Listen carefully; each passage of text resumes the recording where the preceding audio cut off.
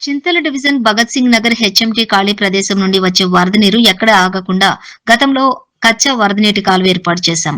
అది ఇప్పుడు పూర్కుపోయి నీరెక్కడికక్కడ నిలువబడుతుందని స్థానిక నాయకుల ద్వారా తెలిసి ఆ నాలా ప్రాంతంలో పర్యటించి సమస్యను అధికారులకు వివరించారు. అలాగే ఆ సమస్యకు వెంటనే జేసీబీ ద్వారా నాలా పూడిక తీయాలని కోరారు.